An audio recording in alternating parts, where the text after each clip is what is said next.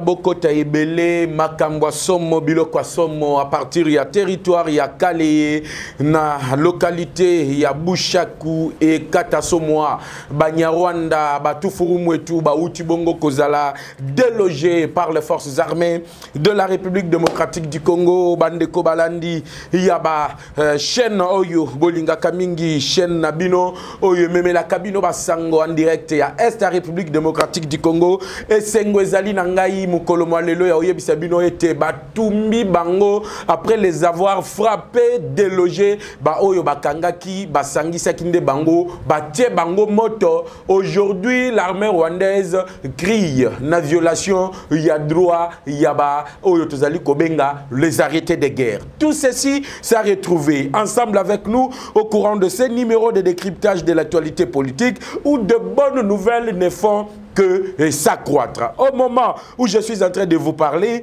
le village récupéré. Awanalobi Nabino, coalition FARDC Wazalendo et Tombo Kakate Salinini et Tomboki, Munyarwanda Pakati Mbangu, Bakolokota Bango, Netubanamike. Awana Kosolola Nabino, Bushaku, Oyo Bauti Kotumba, Banyarwanda vivant, Batie essence, Bapelissimoto pour envoyer le message Nabaoyo Bakoyokate, Yawebi Sabango que Suka mabele ozonga kaka epa ya bakolo mabele oyo bazali le Congolais de père et de mère, le Congolais de tata et de mama. Le village ou bien la localité de Lemera, Nyabarongo, Lumbishi, Katale, Tufula, Machaga, Igali dans le regroupement de Binga Nord, Mubuku et Ziralo, au total 10 localités récupérées cet avant-midi par le Wazalendo, Yango Tolobi, Mbote, Nabino surtout partout, Bozwami, et Sengwa Oyeba ete Bozala Kabongo, Ebele, Yaosala, communicateur de la République Confiance. Awa, Nabisa Kabino ke télévision, Ezali Bongo, Radio T, Awa Tokolo, Batokola Kisabino image, Botala Nanou, Banyarwanda, comment est-ce que Bazali Kokima, Bakosala, abandon, ya aéroport ya Kavoum. Pourquoi Bali Kokima, aéroport ya Kavoum? Naibisa Kibino que la guerre sera longue et populaire. La longueur et la popularité de la guerre viennent de commencer na minute toko solo la nabino. Il y a des jours passés. Guerre est comme à niveau à autobengi niveau spirituel. La spiritualité a joué et nous avons récupéré le territoire d'Indue grâce au serpent noir, les mambas noirs.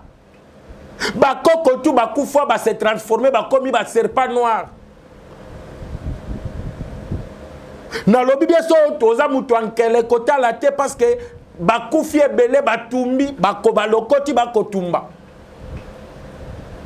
dans le territoire décalé.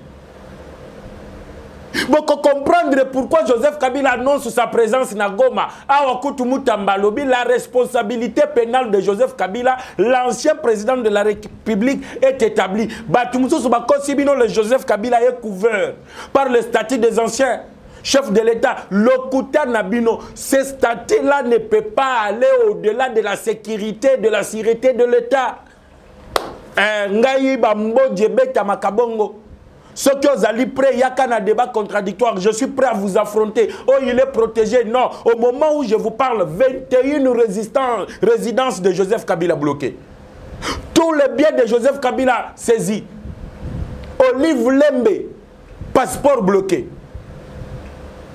Awa na ebisi bino biloko asomo ezali bande konalobi na ebiete awa bolaike déjà émission bo aimé vidéo parce que toko kota sikoyo na mama na makam bana batalate image asomo bakotumba Banyarwanda Bawazalendo na population basangani bakotumba ba Rwandais oyo bakangi na territoire ya Kale. Munyarwanda zana ici mususu te. Munyarwanda zana esika mususu okimelate. Munyarwanda za na place muzuzo osala ravitaillement te.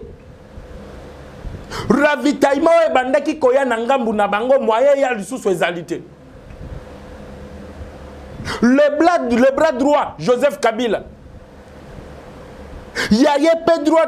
Bras droit vient d'être amputé. Monsieur Arish.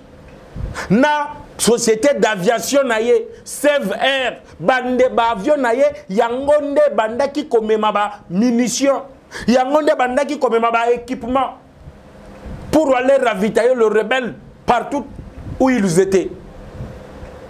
Arish le lot bloqué.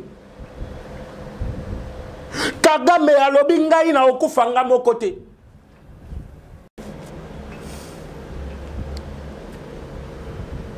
Kagame alobi a okufa ye mon côté.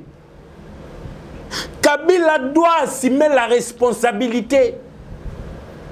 Moutamba Pe alobi les responsabilités pénales plutôt de Joseph Kabila ont été établies.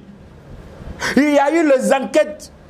Les proches dignitaires de Kabila ont été interpellés. Ah, on a combattu un abino lisolo à triple bouclage à Kingakati.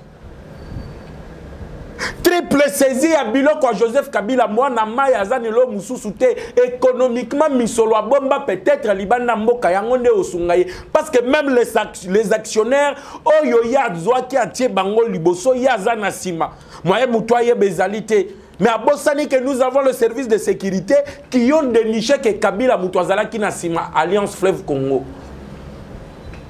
Wana mokonzamboka koloba kabanda kala. L'insécurité à l'Est s'appelle Joseph Kabila. Lelo, pour surprendre tout le monde, c'est Kabila lui-même qui prend la parole pour vous dire que Yemoko aliko kitana Goma. Bawazalendo pe balobi, baliko zela les jours Kabila okota Goma, des jours bako attaquer Goma, na Kabila na 4, total asiko bisika okimel. Na loba ki na bino ao. Kagame atombo ki makasi a lobi, responsabilité oyo akwandose ango yemokote. Makambo ya ola tango yemokote. Il faut mutu na mutu azala qui impliqué na insécurité à l'Est ameka obima. Parce que rencontre ya Kagame na otozali kobenga le conseiller spécial du président américain Donald Trump, monsieur oyo ayaki awa na Kinshasa se déplacer na Kigali. Kagame alobi iyo nazali prêt na retirer batunanga mais nazanga mo côté ba sanction boko pesanga na azalinga mo côté. Nalobi bo continuer na ko aimer vidéo bo continuer na s'abonner bo tonda déjà ebele parce que makambo ezali somo awa ba wazalendo bali ko sakanate bazali ko beta sans koyokela mutu mawa yango nazo bisabino milelo tu bali koyoka lelo ba communiquer ezate na ngambo wa Laurence Kanyuko communiquer ezalité et se croyait très important.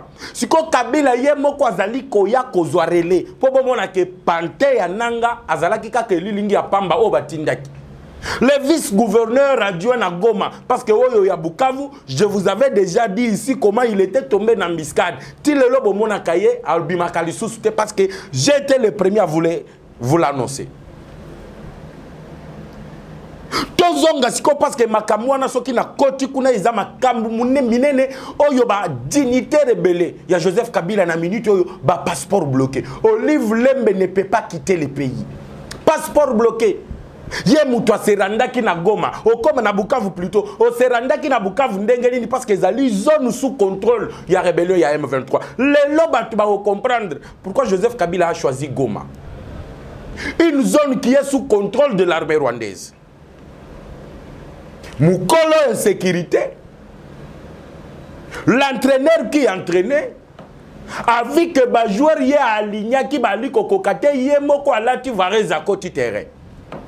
Mukolongo ba wazalendo balobi nde mukolo yo bango na Kabila ba osila na libela lisolo père Joseph Kabila esili na mboko yo parce que ba congolais bazali ko mériter ko kufa ebele lolenge Joseph Kabila asili si bangote chaque jour na Bukavu, chaque jour na Goma, Chaque jour, na Massissi, chaque jour, na Walikal, chaque jour, na Walung, on nous appelle. Regardez les exactions. Peut-être on n'arrive même pas à diffuser ces images parce que les alliés sont YouTube à permettre de bichoter la binobililinguana. Voilà pourquoi des fois, nous avons des peines, nous avons du mal à balancer les images. Mais aujourd'hui, au moins,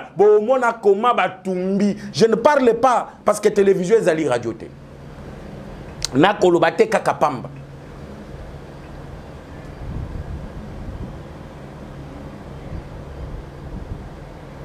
Coincé de gauche à droite. Liboso pesima mutokoye la bango kakoya pona kosunga bango au secours qualité. Bato babandaki ko aider bango na armée nanzela traîtrise. Bato babandaki ko aider bango na armée nanzela ya collaboration parce que dernièrement bolandaki ba M23 arrêté wana zalaki na Walungu par le général autoproclamé Mike Fouka qui était d'ailleurs na niveau armé mais qui a vu que M23 azali koya terroriste à Rwanda azali koya azui manduki na ba wazalendo tous ensemble bango nyonso coordonné par le général Padiri. Lobby bomona ki bango na Uvira face à face na ministre ya auto zali kobenga ministre de défense. Bali ko tuna mituna pena ko zongela pona beta bambodi parce que réunion wana rencontre wana na zali na bililingi nyonso esengeli ba congolais bazana droit oyeba toza wana pona ko informer bino. Mais awana no yo kasikoyo makambo esalim. L'aéroport de Kavumu et tikali yango moko na minute to solola na bino. L'armée rwandaise vient d'abandonner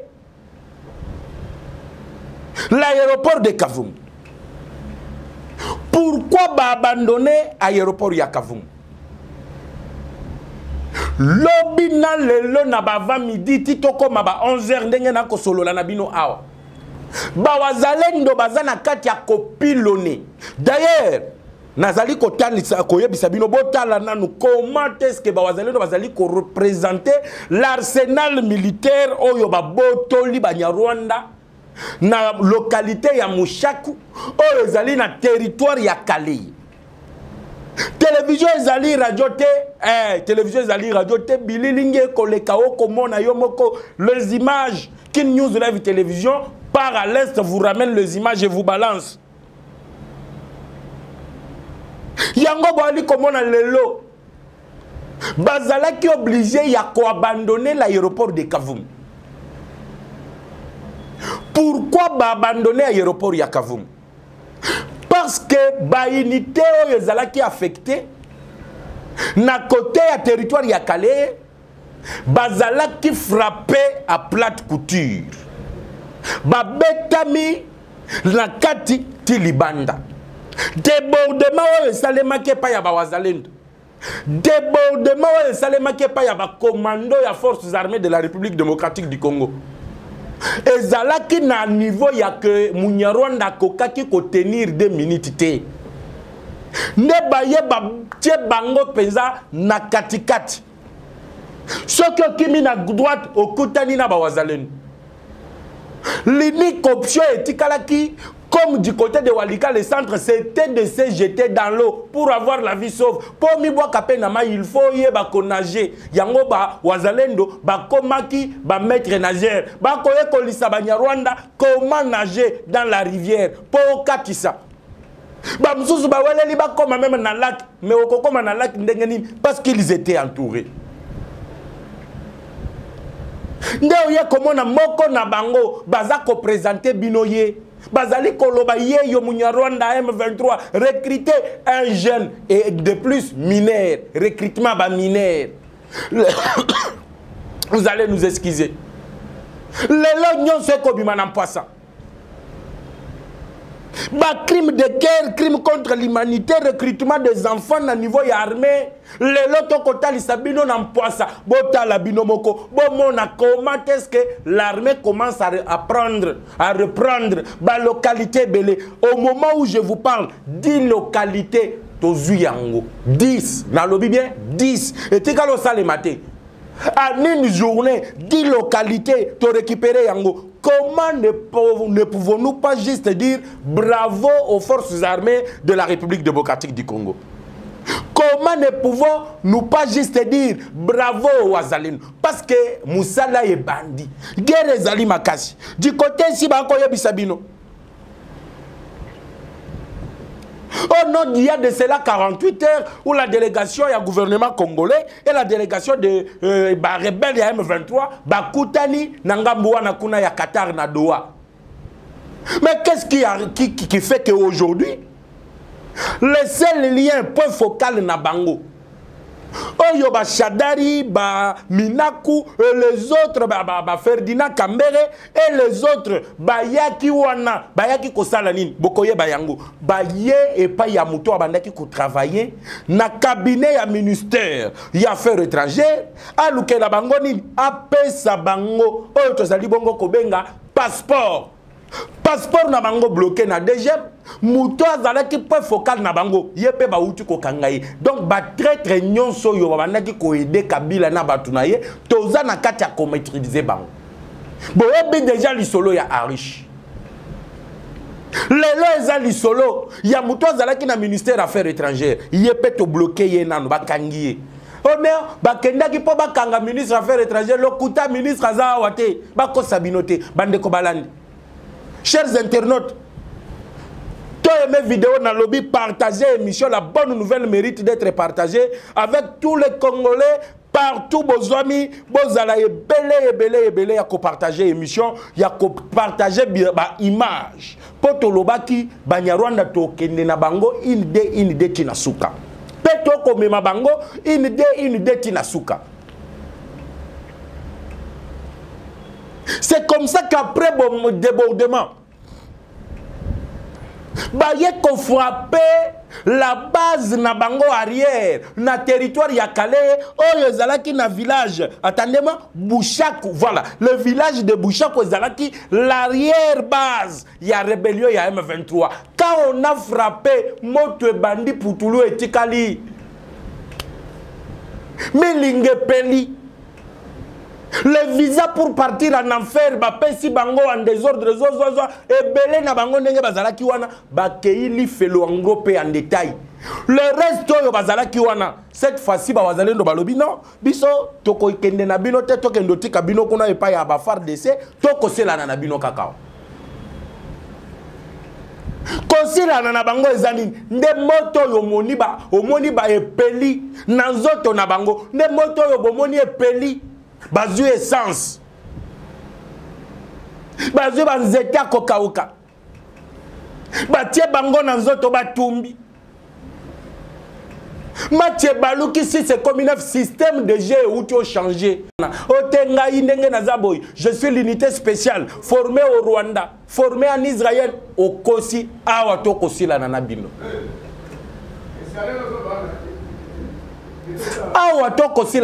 Voilà la situation qui prévaut aujourd'hui dans le territoire de Calais. Mais la situation n'est pas seulement dans le territoire de Calais, chers téléspectateurs et chers internautes. Nous sommes également dans la localité à Lemera.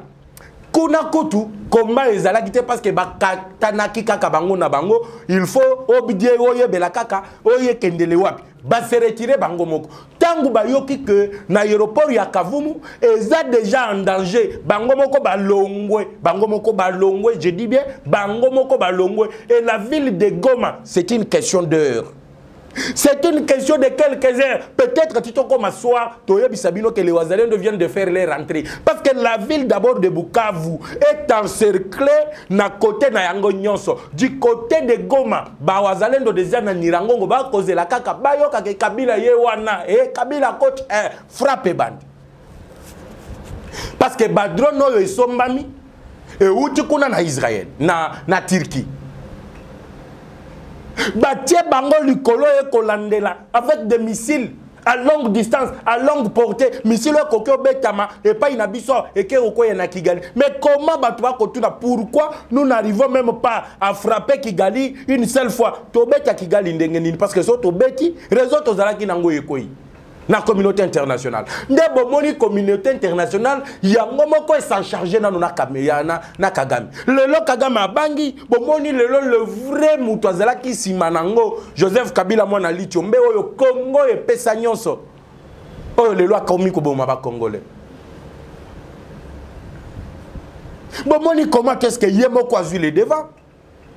Pour ceux qui doutaient, n'est-ce pas cela est suffisant? Il y a Kondimi Sabino que Félix Antoine Tshisekedi Tshilombo est l'homme le mieux informé quand il a dit que c'est Joseph Kabila qui est derrière Baba Kambo Eko Salé. Combien de chefs y a Banyarwanda Bakoufi? Combien de responsables directs? Combien de coordonnateurs na bafro nyonso na bakoufi? Le lobo ko comprendre que match eza ko baluka. Ezala na international, ezala na niveau national. To ko beta bango, c'est que Amisi a dit, l'humoriste Amisi a dit beta bango toro. FARDC na wazalendo bazo beta toro. Ba territoire yango ezali boni communicateur de la République. Je suis en train de vous dire encore, le territoire de Walungu au moment où je suis en train de vous parler, Mike Foka a beta ki bango Jekizengi. Asala ki bango Jekizengi. A kosi bango netia kobima du côté des frontières avec la ville de Bukavu, a tikeli bango Walungu centre.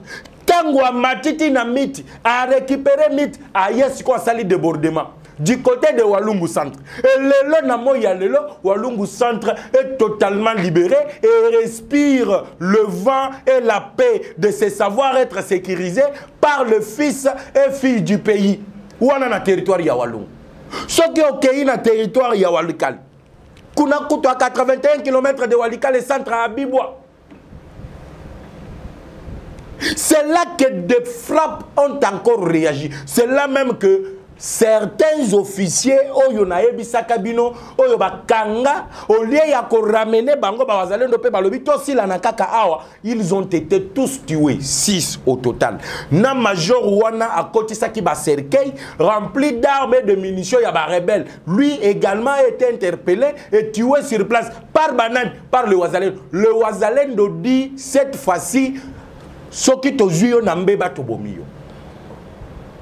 Ndebomoni ministre affaires ya défense Azim Pepo directement wapi akiti wapi na Beni, il faut solo na ba wazalendo.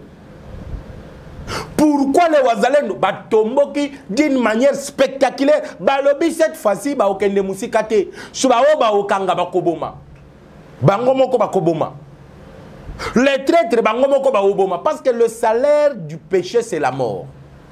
Le salaire du péché c'est la mort. Voilà, mesdames et messieurs, télévision, Ezali Bongongonga, Tozali Nathan qui nous est reparti. Vous avez vu en long et en large, vous avez entendu et suivi l'actualité et l'évolution de la situation sécuritaire à l'est de la République démocratique du Congo.